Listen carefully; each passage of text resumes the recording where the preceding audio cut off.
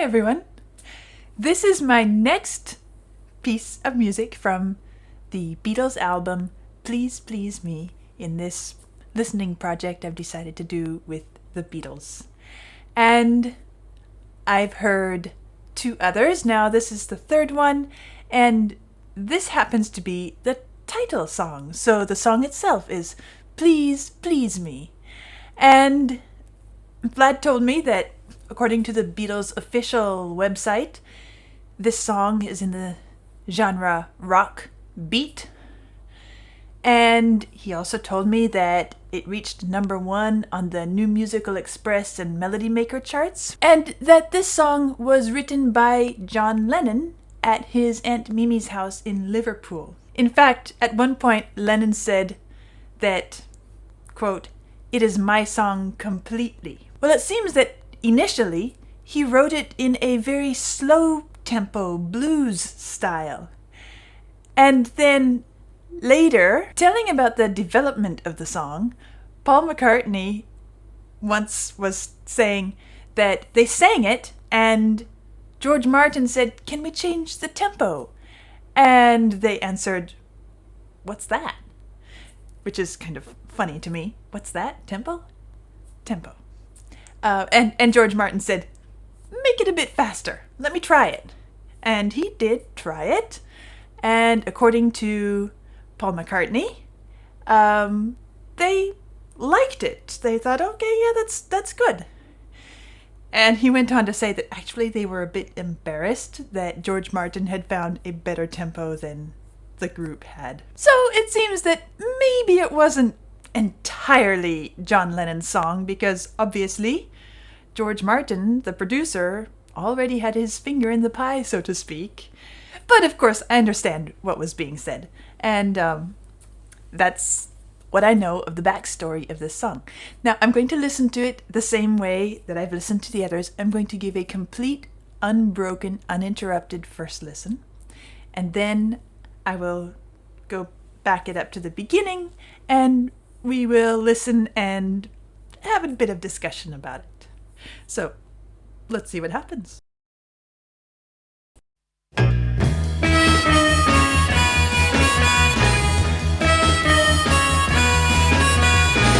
Last night I said these words to my girl. I know you never even tried, girl. This little intro. And then it happens again, of course.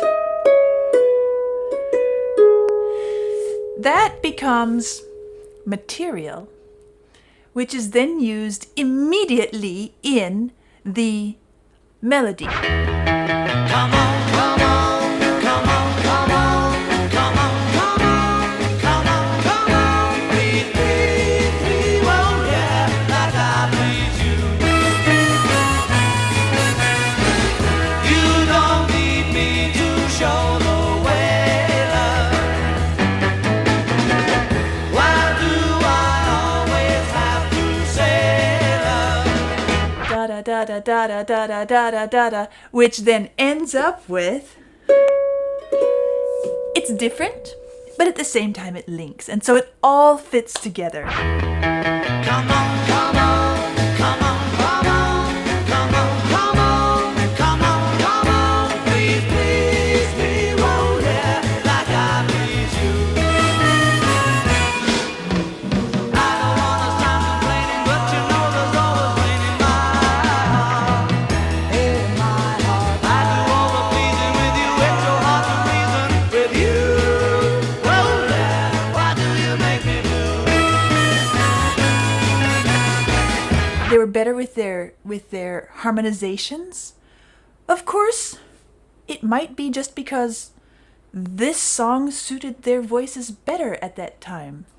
Or maybe the previous song, I Saw Her Standing There, maybe they meant to have that very raw quality. I don't know. Last night I said these words to my girl. Why do I never even try, girl? Come on, come on, come on, come on, come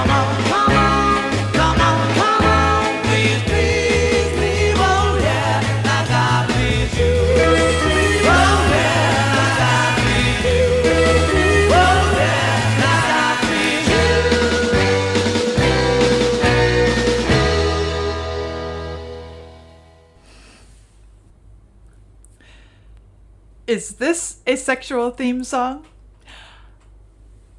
It's pretty obvious to me that that's what it is. Okay, in the previous one that I listened to, the first verse says, well, she was just 17. Hopefully they didn't get in trouble for that here. Let's go back and listen to this song together now, and we'll pause along the way and notice different things about it. So, we'll do another listen. Here we go.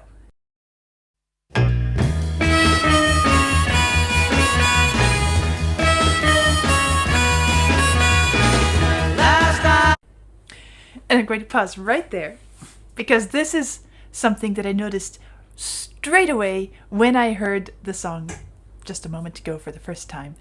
And I want to point it out to you because unlike the previous song I listened to, which was I Saw Her Standing There, and remember I was laughing and saying, okay, I can understand why all these reviews were saying that it's a disaster and they sound horrible and their music is a mess and all of these things. This one is actually a very good example of good basic songwriting skill.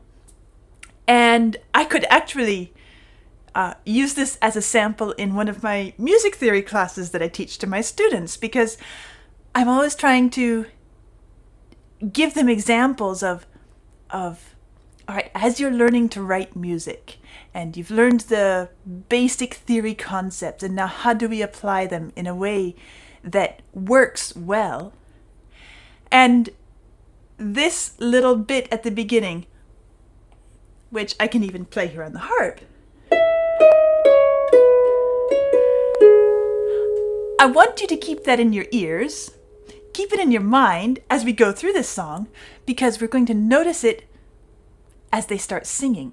And we're going to notice it multiple times, used multiple ways throughout the song, as kind of a little thematic element. It's not the only thematic element, but it's there and it's very prominent. So that's the first thing that I noticed as I first listened. And I didn't know it was going to feature so strongly, but as I was going through the song, I kept hearing it come back and realized, oh, this is a really great little piece of musical material. And so, there we go. Let's continue. Last night I said these words. You hear it in the voices now, right? And here it is again. And I'll mark it out.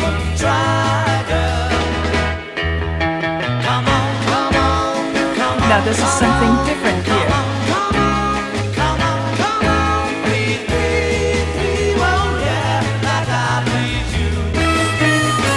And now we're back to the intro, and you're hearing the same melody.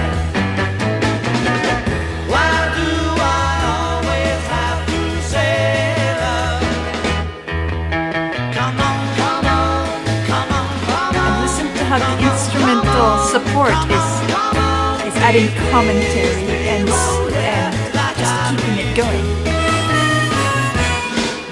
Here it is.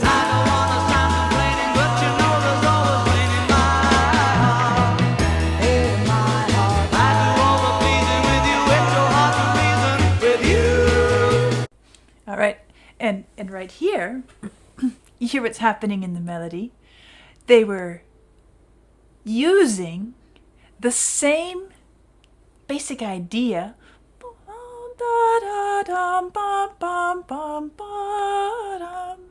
now this time they have this little different beginning, da da da da da da da da da da da da da da, but then it ends da da. Same ending right here, which helps link it all together.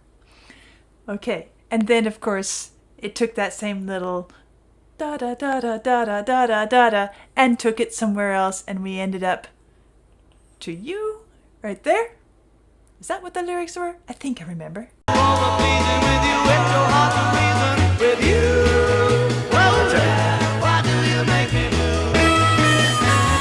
now we're back to our little musical thing.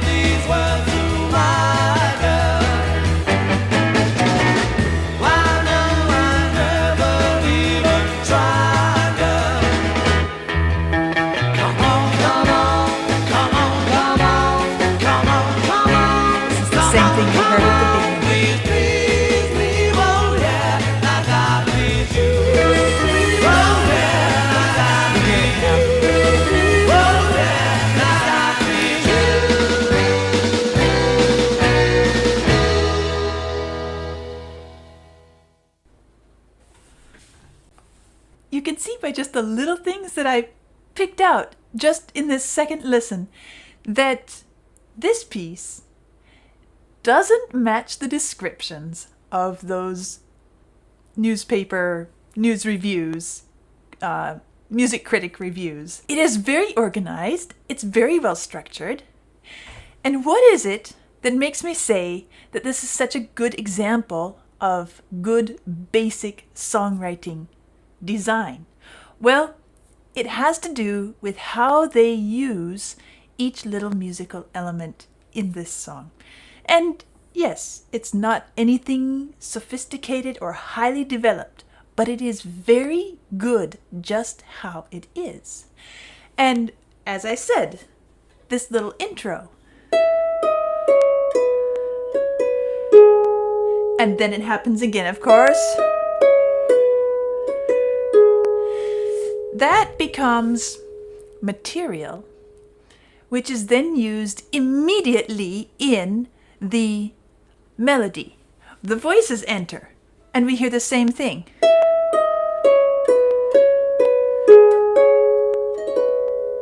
With a slightly different turn at the end of the phrase. And that then is reused and reused and reapplied over and over in the song.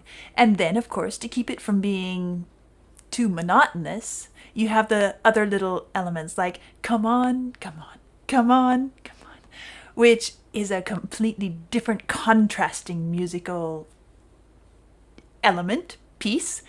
And then, as I pointed out, da da da da da da da da da da da da, which then ends up with,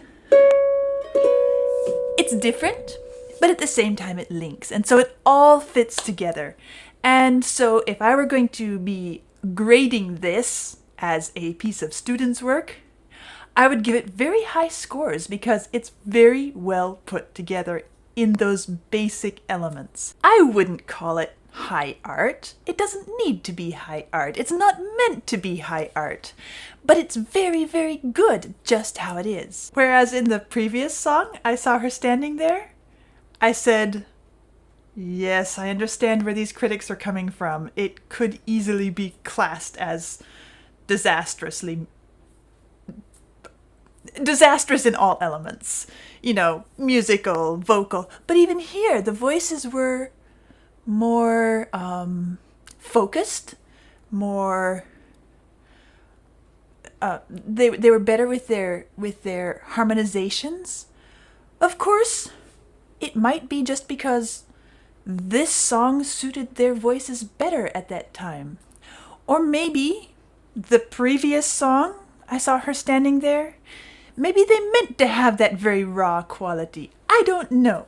But I don't have the same criticisms of this song that I would have applied to the previous song if I had torn it apart into musical elements, which basically the review critics did for me. I didn't need to do that myself. Of course, this album came out a year before those critics said what they had to say, because it was the following year that the Beatles came to America and all those reviews were said.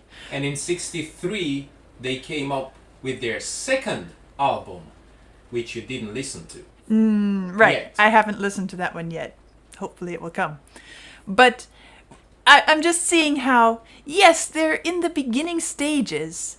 They do have, even just in the audio sound, the recorded sound, there is a charisma to their style and their personality. And I guess if you put that with what I've read and heard about their stage persona and the appeal of their live performances, I can begin to understand even already a little bit why they just took the world by storm. And the other thing I noticed in this song, which maybe is one reason why I enjoyed it more, I don't know, I can't say for sure, but I'm guessing, is because even though this is very early in their career and they haven't developed their later style yet, they do have this harmonica in there featuring as a sort of orchestral complement. It's an extra instrument which is adding another tonal color and helping to enhance the melodic lyrical qualities of the music, which of course I heard on full display in Strawberry Fields Forever and She's Leaving Home, which are obviously much later in their output. The drums also here weren't so heavy as in I Saw Her Standing There, but they were present, and it felt good. They felt good. They belong. They really work in there. And the voices also are playful and light. Not quite so chaotic sounding as in I Saw Her Standing There. I don't know in which order these were recorded. Which one came first in the recording process? Vlad told me that they were all recorded most of them were recorded in a very short span of time. How long was it? 13 hours. 13 hours. 13 hours for an entire album. No. Except for the 4 that were done the previous year, right? He's sitting behind the camera correcting me on these things. That's what I know. But it doesn't matter whether this one came first in the recording process or last. What I'm seeing is different elements of their style in each song, and they're starting to feed together. And I'm sure as I listen to the other ones in the list he has for me on this album, I'll find more and more of the characteristics and qualities that make the Beatles who they are and so recognizable that everybody loves them to this day. So there's my first listen to Please Please Me off of Please Please Me. And I hope you enjoyed it. I enjoyed it. And let's see what comes on the next song, which I don't know what it is yet, but Vlad has picked it out for me and I'm eager to try it. I'll see you soon.